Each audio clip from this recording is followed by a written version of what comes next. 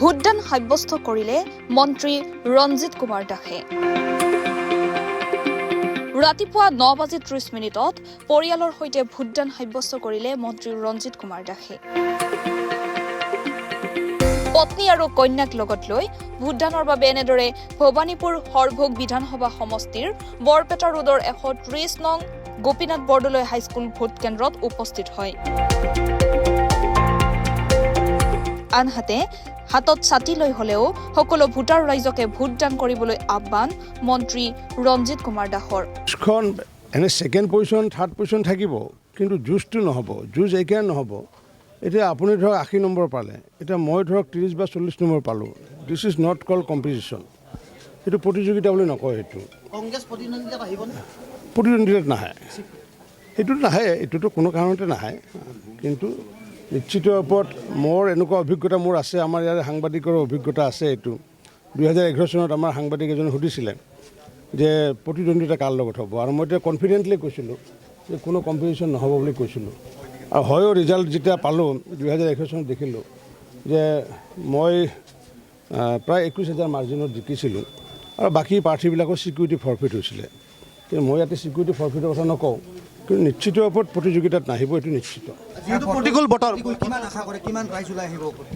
আহিব, যিহেতু এতিয়া বতৰ কিছু ভাল হৈছে এতিয়া, আৰু যিহেতু আমি যেনেকৈ ছাতি লৈ পেলাই আহিছোঁ, গতিকে মই বাটেৰে আহি থকা দেখিলোঁ যে বহুতে এইবাৰ ছাতি লৈ পেলাই ভোটত অংশগ্ৰহণ কৰিছে, আৰু এইটো গণতন্ত্ৰৰ কাৰণে এটা শুভ লক্ষণ। আৰু সকলোৱে গণতন্ত্ৰৰ এই উৎসৱত ভাগ লোৱাৰ কাৰণে মই আন্তৰিক ধন্যবাদ জনাইছোঁ। যিসকলৰ প্ৰতিকূল বতৰৰ কাৰণে ভাগ ল'ব নোৱাৰিব, তেওঁলোকে যাতে ছাতি লৈ পেলাই হ'লেও যাতে গণতন্ত্ৰ উৎসৱত অংশগ্ৰহণ কৰে, তাৰ কাৰণে মই বিনম্ৰতাৰে আহ্বান জনাইছোঁ। বৰপেটা লোকসভা সমষ্টিটোত দেখা গ'ল বিৰোধী ঐক্যমতত উপনীত হ'ব নোৱাৰিলে, তেওঁলোকে বিৰোধীয়ে নিজৰ প্ৰাৰ্থী দুজন থিয় কৰিব লগা হ'ল। আপোনাৰ বিজেপি এজিপিৰ বিপক্ষে CPIML বা কংগ্ৰেছে দুজন প্ৰাৰ্থী থিয় কৰালে, গতিকে এইটোৱে নিশ্চয় লাভান্বিত কৰিব আপোনালোকক। লাভান্বিত নহয়, সেইটো ভোটটো এক হ'লেওতো আমাৰ 3 লাখৰ মাৰ্জিন থাকিব। সেই দুটা যদি কংগ্ৰেছ আৰু CPIMৰ ভোটটো যদি যোগ কৰে আপোনালোকে দেখিব 3 লাখৰ ওপৰত মাৰ্জিন থাকিব। গতিকে সেইটোৰ কাৰণে আমাৰ কোনো ধৰণৰ লাভান্বিত কথা অহা নাই।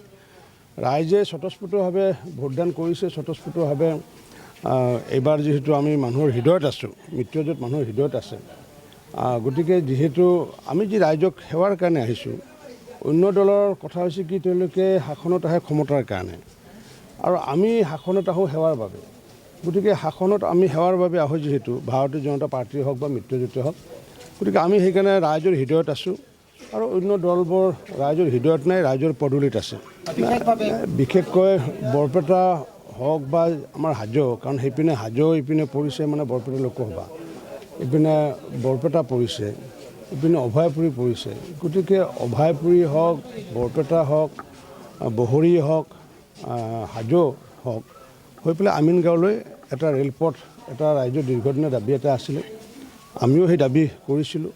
আমি যেনিবা সেইটো হৰভোগক জংচন হিচাপে লৈ পেলাই কৰাৰ কথা কৈছিলোঁ। এতিয়া জংচন যোনপিনে নহওক কিয়, বঙাইগাঁৱতে হওক বা লেংটিচিঙা হৈয়ে হওক বা হৰভোগ হৈ পেলাই হওক, মুঠতে ৰেল লাইনেৰে কানেক্ট কৰিব লাগে, ৰাইজক কানেক্ট কৰিব লাগে। সেইটো মূল ৰাইজৰ দাবী আছিলে, মূল অভাৱ আছিলে, আৰু মই ভাবোঁ এই অভাৱটো আগন্তুক দিনত হয়তো ফলৱৰ্তী হোৱাৰ এটা আশা এটা আছে, যদি ইকনমিকেলি যদি ভাইবল হয়।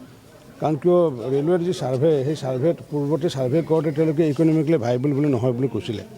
গতিকে আমি সেইটো আশা ৰাখিছোঁ, বৰপেটা কানেক্ট কৰিব, বৰপেটা হৈ পেলাই বহৰীয়ে হওক।